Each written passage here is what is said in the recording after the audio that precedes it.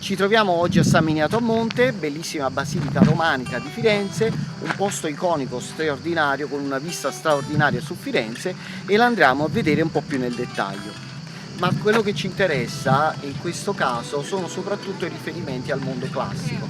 A Firenze questi riferimenti non sono mai spariti e saranno poi utilizzati anche nell'arte rinascimentale. Quando noi ci chiediamo perché il Rinascimento nasce a Firenze, forse dovremmo guardare anche a questa basilica che ben 500 anni prima del Rinascimento, diciamo così, aveva già all'interno alcuni degli elementi tipici del mondo classico. San Miniato a Monte è stata fondata nel 1018, quindi da poco tempo, ha passato ben 1000 anni dalla fondazione, e fu fondata sopra il luogo dove c'era la sepoltura di San Miniato. Chi era San Miniato?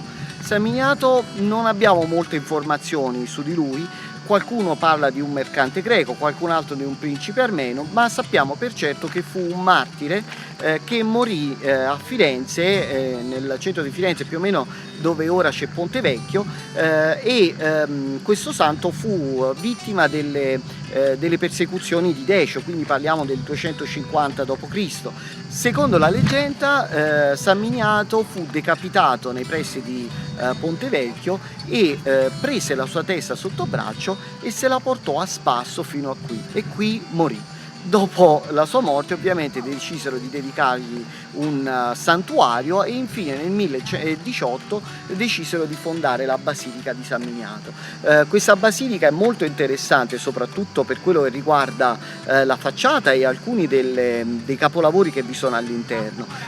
Focalizziamoci un attimo sulla facciata. Se noi la guardiamo vediamo subito che c'è una forte influenza dell'arte romana, è un romanico un po' diverso da quello a cui siamo abituati. Intanto perché è pieno di marmo, tutto questo marmo ricorda sicuramente quelle che erano le architetture romane, questi rettangoli, questi colori, questa bicromia e soprattutto ci sono tantissimi rimandi all'arte romana, i capitelli, le colonne, le paraste che vediamo sulla facciata sono sicuramente un rimando molto chiaro a quelle che erano le basiliche antiche. Beh, sicuramente possiamo vedere sui timpani laterali quel reticolo che ricorda proprio l'opus reticulatum romano. Possiamo notare i capitelli, che sono alcuni addirittura riutilizzati da strutture classiche preesistenti, e possiamo notare i vari rimandi anche al mondo classico nella struttura di questi rettangoli. Ma la cosa più interessante sicuramente riguarda quei simboli che vediamo sulla facciata, in particolare l'arte di Calimala. L'aquila sulla cima della chiesa è il simbolo dell'arte di Calimala, che era l'arte che si occupava della manutenzione e della gestione della chiesa. Infatti ogni arte aveva, e questa in particolare, si occupavano spesso di promuovere se stesse in qualche maniera abbellendo e arricchendo le chiese di Firenze.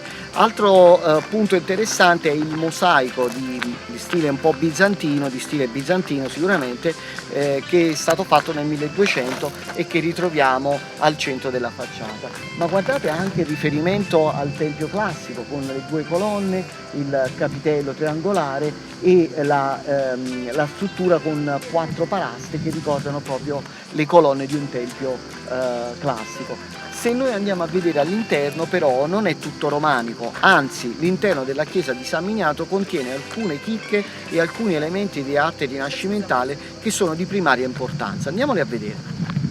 Ve lo ricordate Monticchiello nell'altro video, questo, dove c'era quel San Cristoforo enorme e vi spiegavo che San Cristoforo è sempre rappresentato così grande? Bene, qui a San Miniato a Monte ne abbiamo un altro, eccolo qui.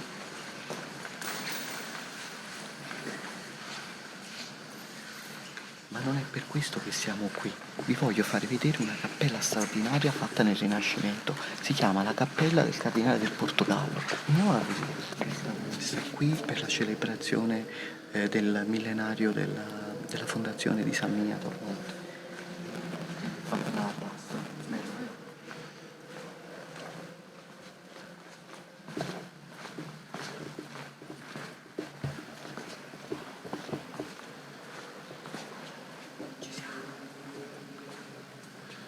Guardiamo, qui Quello che vediamo qui adesso è uno dei capolavori dell'arte rinascimentale.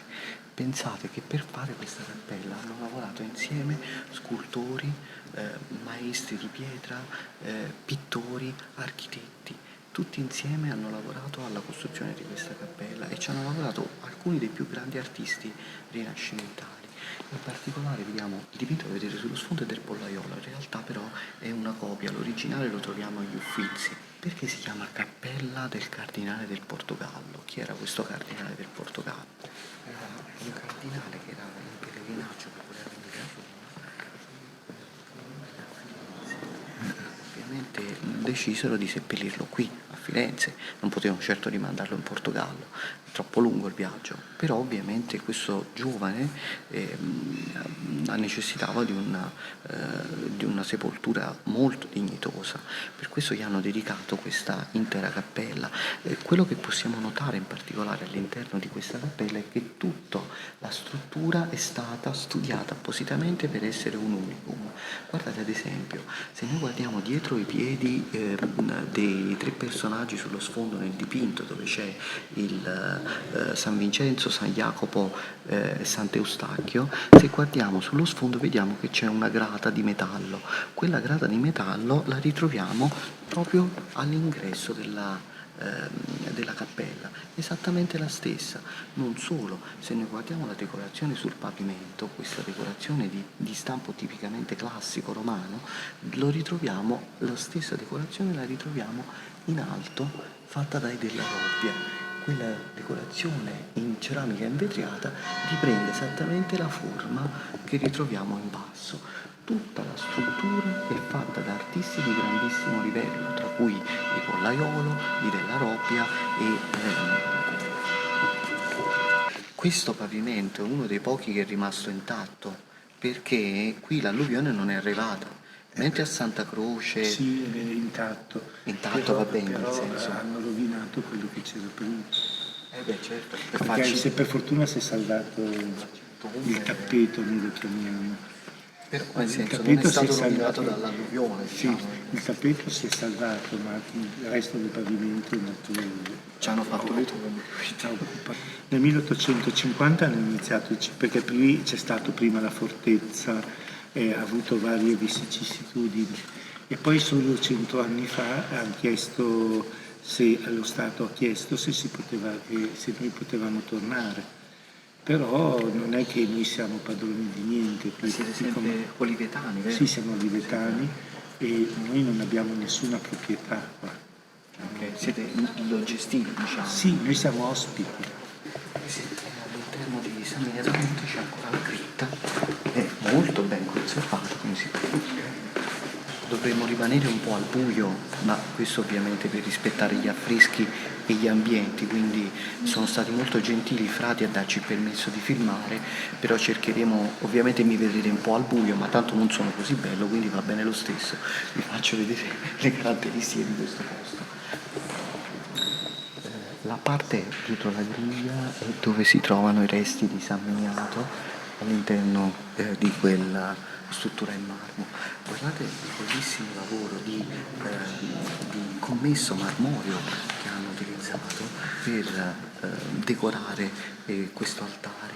Abbiamo il bianco e il nero in queste strutture che sono sicuramente di livello classico. Vedete i capitelli, vedete le colonne sono originali di epoca romana, molto di quello che troviamo qui è stato riutilizzato, è stato ripreso da quello che c'era prima in epoca romana, quindi tanto di quello che c'è a San Miniato è stato riutilizzato. Ovviamente tutti questi riutilizzi poi hanno influito anche sullo stile della chiesa e vi ricordate quello che vi ho detto fuori? La chiesa di San Miniato è stato uno dei primi esempi di come andava fatta l'arte, come doveva essere il bello. Il bello era ordinato, era pulito, era classico. Il mondo classico lo vediamo anche qui, anche se questa è una chiesa romanica.